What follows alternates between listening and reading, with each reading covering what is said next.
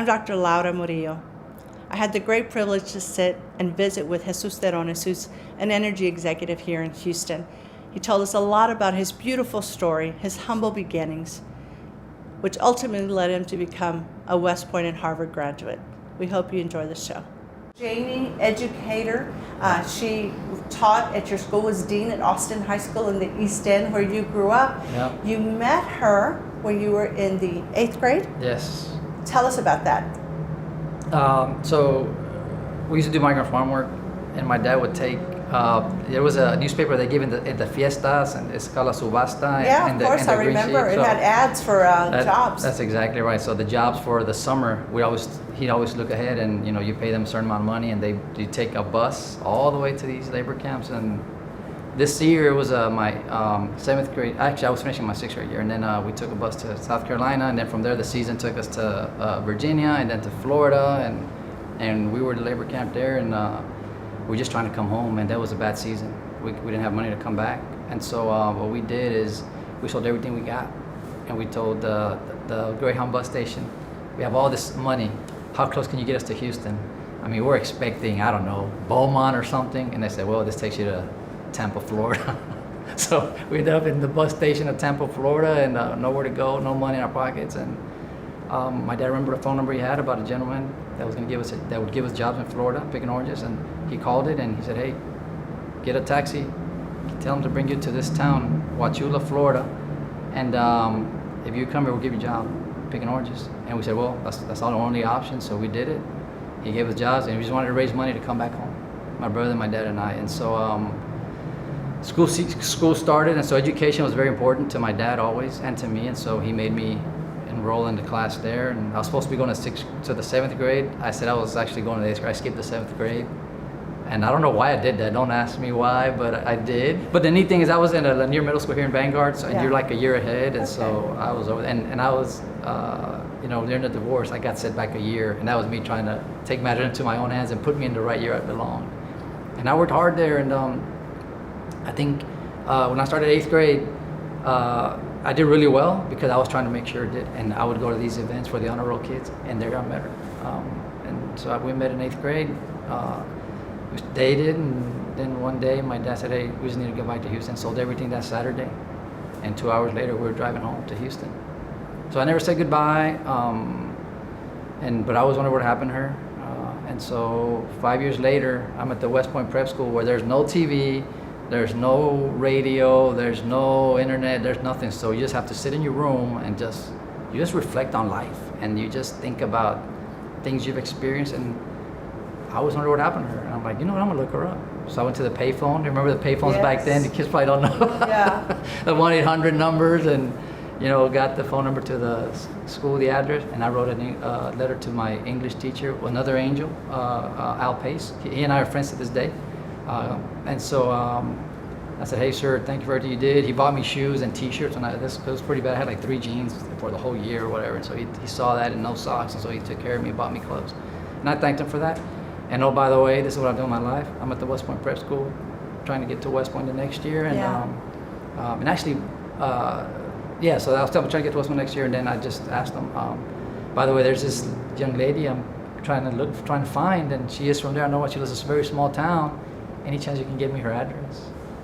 And so he did. He got me her address, convinced some of his students to get her, and there was some connection between the kids and relatives. And so I wrote her this long letter telling her, hey, look, I apologize for what I did. It was beyond my control. This is what I've done since then, and this is where I'm at. This is what I'm trying to do, and I hope to one day see you and talk to you in person. And I put this letter in the mail. There's no email back then, and just wondering what would happen if anything would come out of that. And I don't know why I felt the strong urge to do that, and I did. Of course, the man upstairs, now I know why, right? Because 22 years later, we're married with 3 kids.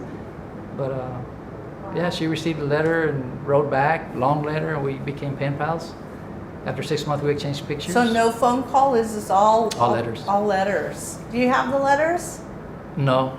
Oh. I'm a guy. Guys don't keep that stuff. I wish I did. But I threw them away. And then, and then when I went to West Point, I brought her up to formals. Oh. So we went to West Point formals together as friends. And we just were best friends for like 4 or 5 years, and she became my best friend. Yes. And then my last year at West Point, I finally asked her to be my girlfriend. I'm traditional, so you ask, and then we became boyfriend, girlfriend, and 6 months later I proposed after I finished flight school, and we got married. Wow.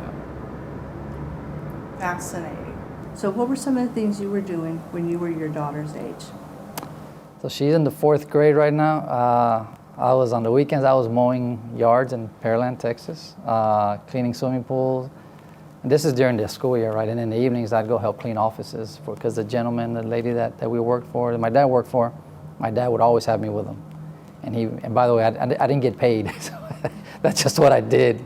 And so wherever he was working, he always had me next to him, doing whatever and teaching me to work, really. What did he teach you?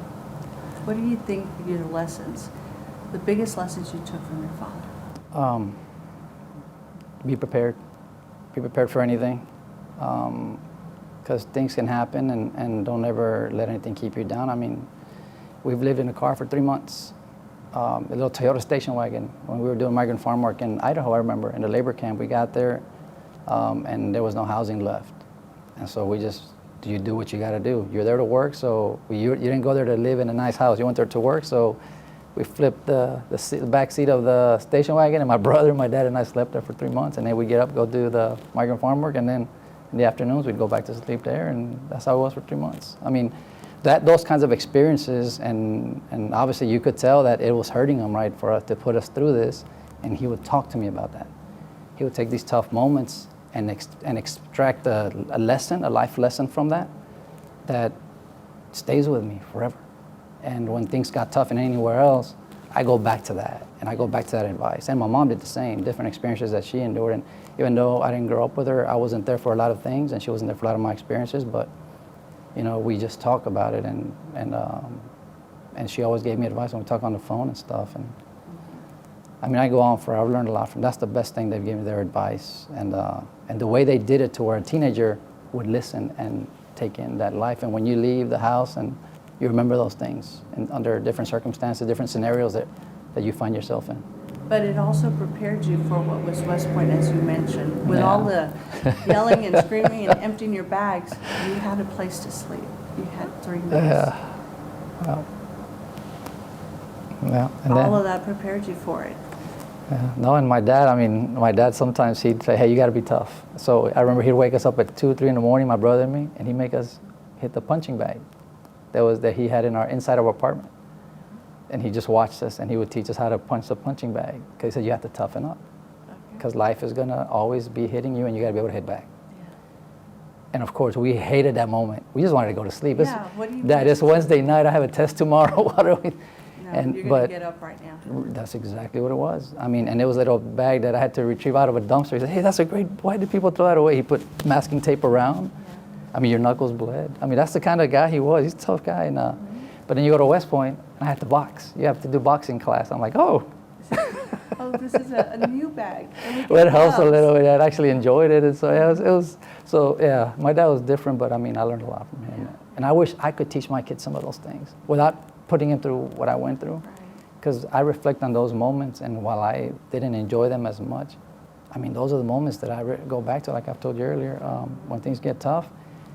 And then I'm remind myself, like, wow, I made it through that. Yes. And it turns out like that was probably one of the best moments of my life, if you think about it. When not at the time. That's right, definitely not at the time. But now you reflect and yeah, you take a lot away from those moments.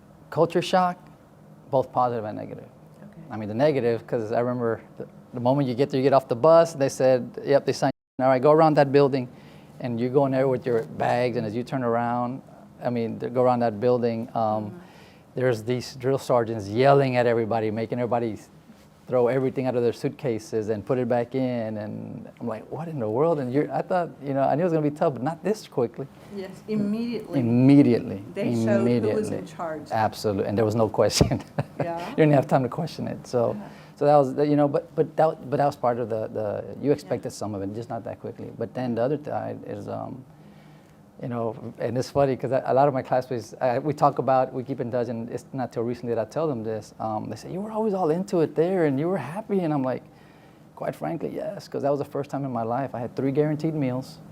I had my own bed. I was not the worst dressed kid. We all had the same uniform. Yes. And there was a confidence that comes with that, quite frankly, where, okay, I'm just... It was a level a for level, the first time. I think that's a great way of putting it. Yeah. And so that felt really nice. And so, you know, I was there to prove myself, because at the prep school, if you prove yourself and you pass your classes, you're automatically into West Point the following year. So very few people get that opportunity. So it was a huge blessing. One of the stories that stays with me is that throughout this journey, there have always been people, haven't there? A lot. Angels, as you referred to them. Yes. So talk about the people who opened up a trailer for you guys, a mobile home for you and your dad. Yeah, that's a tough one.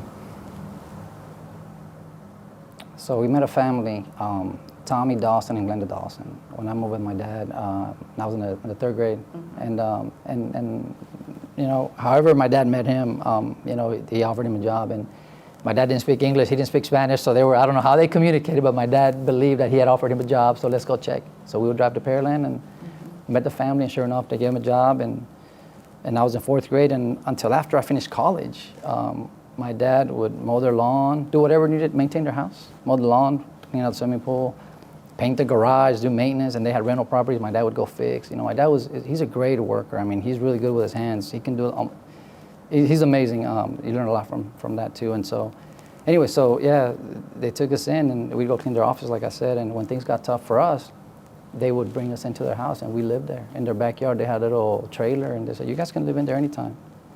And they bought us groceries. We didn't have to pay rent.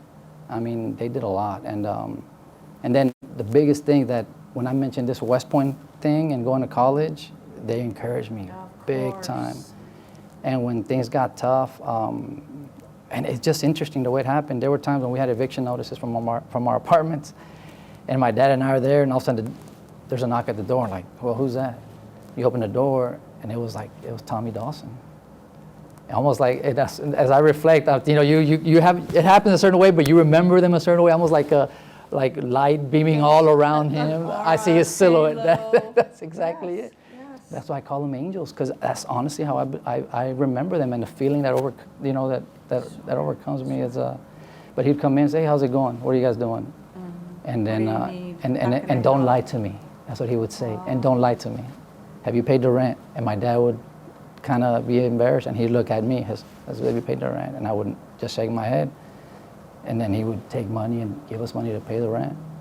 And then he you know, buys groceries. He says, you have groceries? Don't make me go open the cabinets. And I just nod no. He gave us money for groceries. And then we didn't have a car. And how do we get to Pearland to mow lawns from Telephone Road on 45? He'd come pick us up, take us to his house, and then he'd come back and drop us off. Oh my goodness. I mean, those kinds of things, right? So some of the neatest moments too I remember is when I was at West Point, and I'd come back, and I'd love to be there early morning before they woke up, and then when they came out, they saw me cleaning their swimming pool still. As a senior at West Point, I'd come back and still do that. And so now you are an executive in a very competitive space. You've traveled the globe. Share with us what that has done for you and your family, how that's changed the way you view life. The thing that jumps out the most is when I was reading, my son's applying to college now, so I read his essay, and in his essay he says how he's visited 15 countries and multiple continents, and talks about the blessings he's had, and then right before he talks about, you know, he recognizes what his parents have gone through, and he's trying to kind of build on that momentum, right? But when he says that, I enjoy that, because it seems like we made this world smaller for him, less complicated to some extent, so that he can say he's been there. He's been to the Great Wall of China, been to Italy, to Rome. He's been to Singapore, the Middle East, Dubai, all that stuff, and all of it, a lot of it from work, a lot of it just, you know, I just wanted to take him to Thailand. And so I think that's, we just talk, and we talk about valuing those experiences. Talk to us about success and how you have dealt with success. My faith is a big deal to me. I've always stayed true as the best I can. Obviously, I'm not perfect, but I remember the moments I don't forget when I was a kid, praying for things to get better, for to be able to get accepted to West Point, to be able to go do this, go do that. To this day, I still do that, even when I drive to work. And so it's my faith that has allowed me to do that and maintain that humility.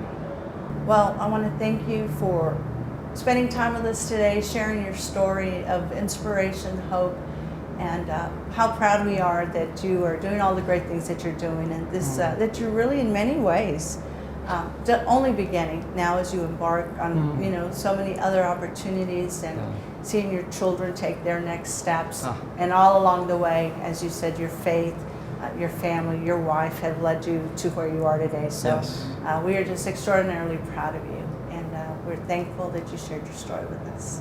No, thank you guys for the time and for this, and I enjoy keeping up with what your accomplishments are as well, enjoying your book and everything. So thank you so much for everything you do for our community too. Thank you. Well, I think we all have much to be grateful for. The Houston Hispanic Chamber of Commerce is the leading advocate for Hispanic business in our region. In Houston, we represent over $54 billion per year in consumer spending. Our thanks to our volunteers, sponsors, board of directors, and staff as we work to advocate for business and for a stronger economy.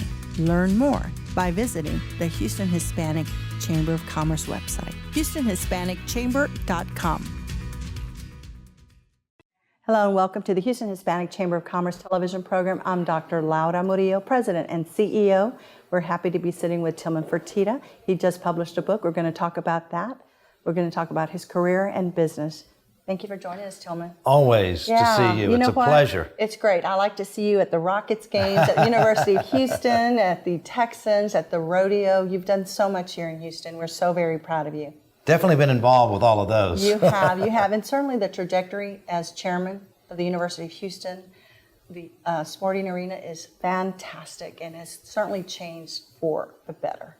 Sure, that was the object, and I think we won that battle. Absolutely. Now, had you been thinking about that for some time in terms of basketball and where you could kind of make your mark there at the university? That really kind of happened accidentally, that I had the Rockets and then the Fertitta Center. The Fertitta Center, believe it or not, came first before the Rockets, and so it kind of fit all together, so I'm kind of happy that it did.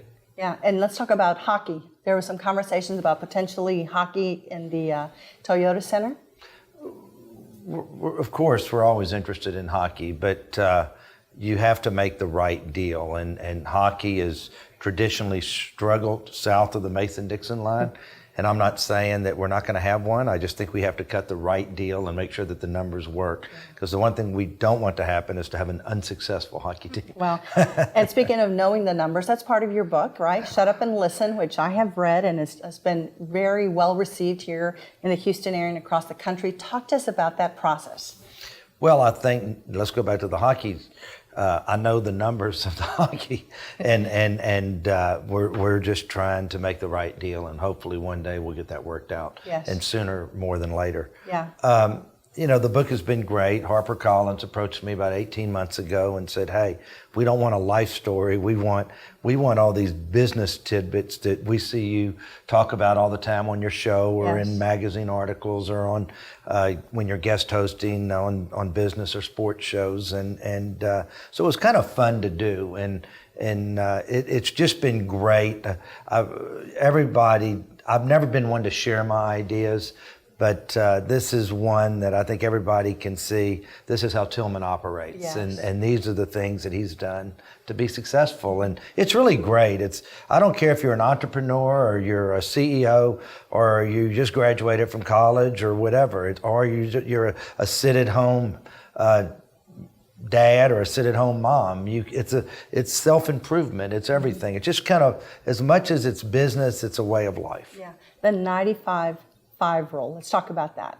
Hey, 95% of everything is right. And I promise you, everybody else that ever ran the organization you did probably did 50% right. And I think we'll all agree you're up to 95, but I bet I can come in there and find that 5. I bet you can. I bet you can. And that's the art of it, right? Is always staying on top of it, not taking it for granted. Always trying to be better, and you've shown that in your employees that I've met that have 20 plus years with you. You recognize them in your book. Key is the people you surround yourself with. 100%, and believe me, even in my own business, I can always find the 5%. And if I look at myself closely, I could probably find 10%. but it's just something, that's how you strive for protection, is really worrying about the details and being good. And that's what I love about the 95-5 rule. Well, let's talk about the hotel. Absolutely a gift to Houston. I appreciate that. This would not have been built, and the reason that Houston hasn't had a hotel like this is because of the amount of money that it takes to build a hotel like this. And we don't get the high rates like the LAs and the New Yorks and the Chicagos and the Philadelphias. And that's why you have not had a 5-diamond hotel in this city. But I kind of looked at it as a legacy project, and it's going to be worth a lot of money one day. It's just a shame that I won't be around to see it. Well, but speaking of legacy, your children, clearly a legacy for them that you have built. How would you like your children to remember you? And what are some of the key things that you'd like them to take away from your career and you as a father? Well, it's the same thing, and I've told them, we've watched certain families in Houston and studied them, and just because you're the second or third or fourth generation, that doesn't mean that you have to go and not be out there anymore. And there's no reason not to always be a leader in this city. Leadership, philanthropy, and being involved. And just because I became a billionaire, it doesn't mean that I don't still sit on boards and that I'm involved. And a lot of people, well, this is who I am now. Don't ever change just because you make a few dollars. And a city always needs good leaders. Yeah. And I love being involved and doing whatever I can to make this city a better place. And you have, including the police department and their foundation, children's charities. And what was really striking to me is I sat at your table when you opened up with Pitbull here in the hotel, was that while everyone was dancing to Pitbull and enjoying all of the ambiance, you had a napkin and you were looking around the hotel and writing notes of things that you can improve. Is that just how you operate 24/7? Yes, and I think that was one of the first functions here. It was. And so I had me a good list. Yes. I found me more than 5%. Yeah. I found me more than 5%. Yeah, well, and that's, again, I think one of the great lessons from your book and from your career. Let's talk about employees. How do you attract and retain employees, and what advice do you have to business owners? Well, I give my own people a hard time all the time because I probably have 25 VPs that answer directly to me, or basically directly to me. They can come to me and I deal with them on a daily, weekly basis, monthly basis, and I've never lost any of them. I'm not going to say never, but just look at the longevity. My two assistants out here, 27 and 26 years. You always shoot people straight, and you always tell them where they stand. And, they'll all tell you, all these people have been with me a long time. That's the hardest damn person in the world to work for, but gosh, I would never want to work for anybody else. Yeah. And I think it's being the bull, which I talk about, and it's being a strong leader. And people love working for a strong leader. Sure. Let's talk about television. That TV show has been just an extraordinary opportunity for entrepreneurs. What did you learn from that? I learned that all young entrepreneurs a lot of times think that they have the best product in the world, and they don't realize that you can get the same product right down the street. And even though the ones who had a great product, then they don't know their numbers. And so you have to know all aspects of business. You have to understand operations. You have to know your numbers. You have to know if you have a good product. You have to know marketing. And that's why I talk about in the book, find yourself a partner who knows something that you don't know. Yes. And still my greatest advice to everybody who's made a few dollars, don't ever invest money with anybody who has less money than you. Yes. You know what's scary about this interview is that I have memorized most of your quotes. And one that I will add, which is similar to what you said, my father would always say, surround yourself with people who are smarter than you. 100%. And they can provide you with insight, and you've done that consistently. How do you keep up with over 600 restaurants and all of the entertainment and the hotels and the rockets? How do you manage that? I know you're going to say, well, I have good people. But you are such an in-the-detail person. I have good people, but also just because I give them a mission to do. Yes. I have some people in an office right over there doing due diligence on a deal I'm looking at right now, and I didn't like the questions they were asked. And right before I walked back in here, I said, do I need to run this due diligence call? Because I don't like the questions y'all are asking. I want to know this, and this. Yes. And so it's just still paying attention to the details. And when you're this big, you just have to kind of pick and choose the details you can get involved in. But that's your own instincts that tell you, where do I need to focus right now? Yes. Where does my attention need to be? The folks who work for you obviously know who they're dealing with, right? 100%. But that's why this is a great project, because Exactly. you got to pay attention to the details. Yes. And it's the reason that the organization that you run today is so successful, is because you pay attention to the details. We both operate by the same rules. Yeah, it's necessary. And I remember inviting you to the luncheon, and I was a pleasant stalker, as you know, 3 years calling Rhonda and calling your team and looking for you at U of H games and everywhere else I could. And you said, well, I don't do that. And I said, Tillman, we need you to do this. And then you absolutely came out to about 2,000 people, which I know surprised you when you walked into that big luncheon. It did. Yeah. So It was great. It was great. You were wonderful. People still talk about you coming out there and the advice you gave. Well, because I do not You usually don't do speak, that. and because I don't like putting something on my calendar, then I say, why in the hell did I do this? So you got me. I think it's the last time I've truly spoken to a group of people, a large group in Houston, Texas, and that was on the calendar. So we'll maybe have to make a return visit in a few years. Well, people still talk about that and certainly see you as someone that they admire, respect, and that it's not easy coming from where you came with $5,000, a hope and a dream. Did you in your mind think that you would accomplish so much? Let me just say this, okay? I knew that I would be successful, but you've got to remember, as I was growing up, you were in different times and a dollar meant something different. And so, yeah, were you hoping that you would have a $100 million company? Yes, that was your dream. You didn't think about having a company that did $1 billion in revenue and then $2 billion in revenue and now over $4 billion in revenue. And, you know, I did dream early on that you know, I wanted a jet at 35, which I hit. That in my 20s, I wanted to get on the Forbes 400, and I hit it. And so I did have the dreams, and I was never the smartest guy in the room. I can promise you that. But I just wanted it and just attacked to get it, and here we are today. I'm very fortunate. So you've attained and reached those goals. What's next? I know there are still more things you want to achieve. Yes. I don't know. I don't know that I have something that I want to achieve, but this is sport to me, so I'm always looking for the next deal. At some point, you can't keep chasing, and you have to be content and happy. And the Rockets were kind of that last deal that just really made me happy. Yes. And at some point, if you can't get satisfied, you're going to be an unhappy person. I have to say I'm very satisfied. But am I chasing the next deal? Absolutely. Correct. But also enjoying the journey and the process. Yes. Truly enjoying the journey today. So as we close, let's talk about Houston. You've done so much for this area, for our country, but let's talk about Houston. What do you see as a great opportunity for our city? I think that we continually need to work on tourism. We're starting to become a convention city, but when you think that we're nearly the 4th largest city in America, we're kind of 3.5, if not 3.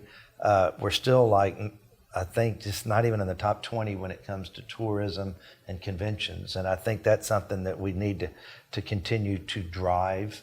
I wish we're a little bit more of a diversified city when it comes to different industries that were in the city. But we're getting much better. I think we've accomplished a lot in what we've done with our downtown area, and all we can do is strive to get better. Do better, do more. Well, thank you for your time. On behalf of the Hispanic Chamber of Commerce, we appreciate all that you do and for supporting our chamber. Hey, and I appreciate you and the whole chamber, because y'all definitely have got it going. Thank you so much. Thanks for joining us. The Houston Hispanic Chamber of Commerce is the leading advocate for the Hispanic business community. In Houston, we represent over $54 billion per year in consumer spending. Our thanks to our board and staff for making sure we elevate business and advocate for a stronger economy.